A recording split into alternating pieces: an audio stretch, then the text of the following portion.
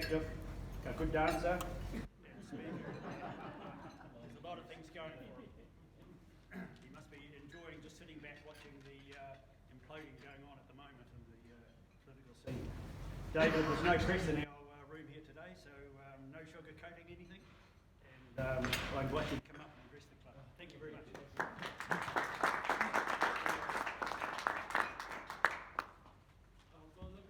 Thank you very much, Bill. Thank you, Mr. President, and everybody who came out this morning.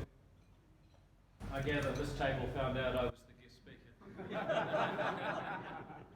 The rest of you, this will be fabulous. It's nice to be here again. I can't remember how many times I've spoken here over the last 8 or 9 years, and I don't want to be repetitive, but I always just thank Rotary for what they've done over the last few decades, along with the Bill and Melinda Gates Foundation, chasing polio to the edge of the earth. I think the fact that it's started to come back has got to be one of the sadder things that's happened in this post-COVID environment. The reason I mention this is that my mum was one of the last people in the Western world to have polio, or so we thought. It now appears that if you're in New York, for example, you may be in danger again. Rotary, along with the Gates Foundation and good people around the world, may be called on to battle this horrible virus again. But I always make the point of just thanking you for what you've done over a long period of time. And it's so true about Rotary generally. Anybody can get prepared or anyone can respond, to a crisis as it happens. So once there's a herd mentality and everyone's talking about the Christchurch earthquake, millions of dollars flow. But how many people start creating emergency response kits for disasters that haven't happened yet and do it voluntarily? So I just think that's incredibly impressive. And I think we often don't give enough regard to people who believe real kindness is putting their hand in their own pocket. There seems to be a belief that you can be kind by promising to put your hand in other people's pockets. And I don't think that's true. And what I hope to talk about this morning was the question of values, in particular this idea of determinism. And by determinism, I mean the idea that so much of what happens in the world has been predetermined. And often it comes about because well-meaning people try to study the way the world is, and they say, well, this person's disadvantaged or can't do this, or that bad thing happened to them then. And so if we understood what's holding people back, we could be more helpful and we could be more compassionate. And I understand that desire. But I also think we have got to a stage, in New Zealand at least, where our belief in determinism has swung too far. And it tends to manifest itself in a number of ways. One is that when people work really hard and try to make a difference and make the world a better place through charity or the investment or whatever, then we don't really have a lot of respect for that. And there's any number of people, and I can go through some of them, who have found, especially in recent years, that a combination of taxation and regulation beats them down. They feel underappreciated. The rural sector is a really good example of this right now, and the morale out there is really, really low, and sadly it's leading to some really bad mental health problems and high suicide rates out in the rural area. But we could add to that landlords, people who have saved, prepared, got ahead, bought a second house, and while there are always bad examples of every group of people, by and large, go out of their way to offer someone else a place to live at a price they can afford without having to do the various preparations of having savings and doing maintenance and paying insurance and rates and so on that come with home ownership. And yet, over the last few years, we've seen a whole lot of rules and regulations and tax changes on landlords that have made it much harder for them. And then we have people who take the step of going from a weekly or fortnightly paycheck to actually striking out on their own, having no security except for the revenue that their new small business brings in. And then they go and employ other people to give that same security they gave up to other people. and they often do it using equity on their home in order to fund their new small business. And yet I think we've seen a lot of beating of people in small business in recent years, and I think that's been a real shame for people up and down this country, and ultimately for the spirit of the place. And we've seen it in education too, where we have gradually removed any kind of competition, any kind of objective academic standards, and we've introduced the idea of child-centered learning, which the extreme caricature of which, as if only we let kids play on enough beanbags, eventually they will spontaneously discover all of the knowledge of human civilization in their own time. And this has been very convenient because it means you don't need the teachers to be particularly knowledgeable. And the difficulty is that now we have teachers coming into the workforce who went to the same type of education.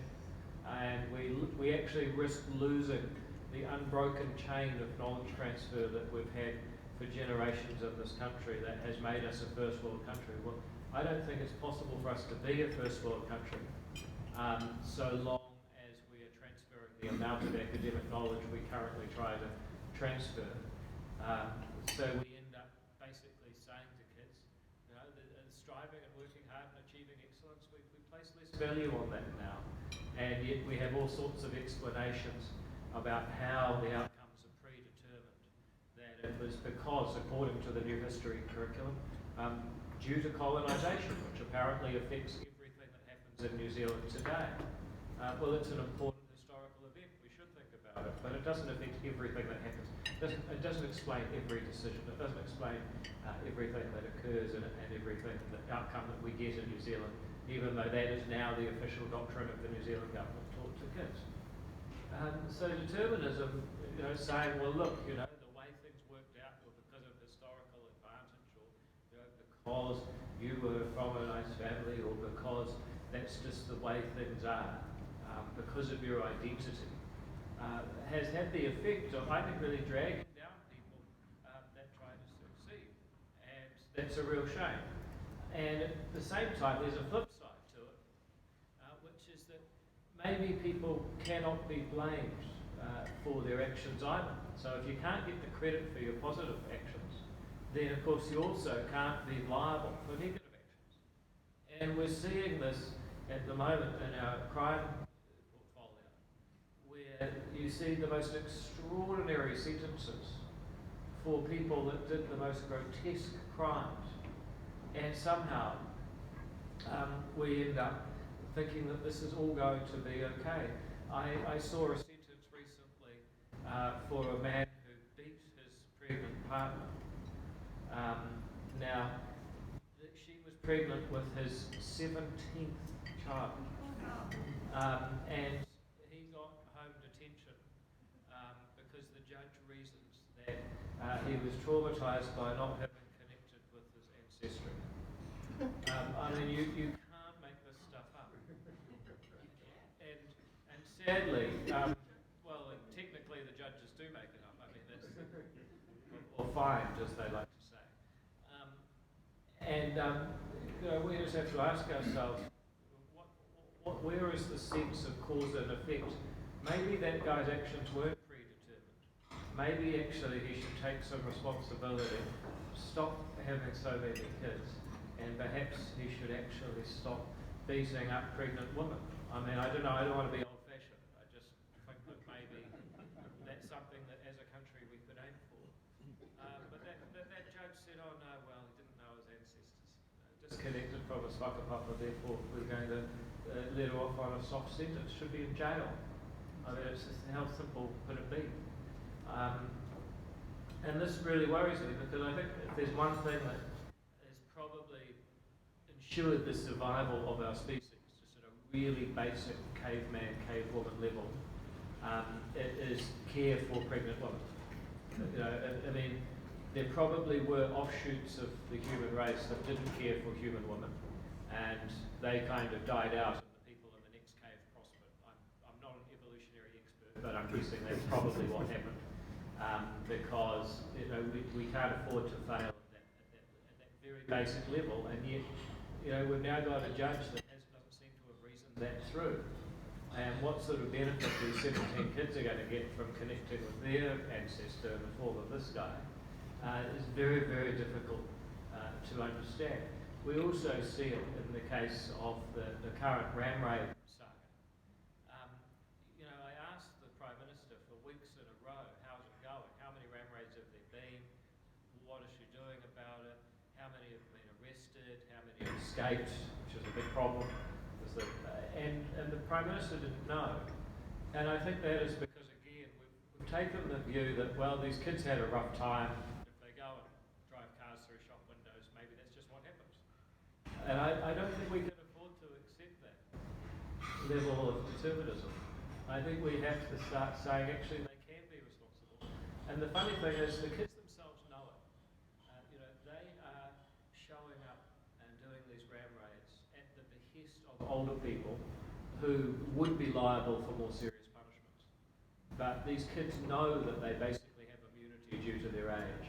And as a result, these ram raid crews strategically organise themselves, or at least the dairy owners I've spoken to that have been victims say that the older ones stay in the car, the younger ones go in and do the stealing.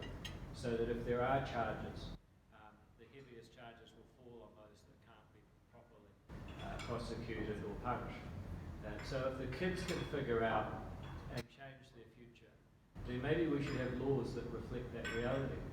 Maybe we need to start saying, look, we understand you get a first chance and a second chance for being underage, but maybe if you do 3 serious crimes as a youngster, then you do get liable for criminal justice. I think that's probably about where we need to go, because at the moment we're all saying kids can never be responsible for crimes, and can certainly commit them.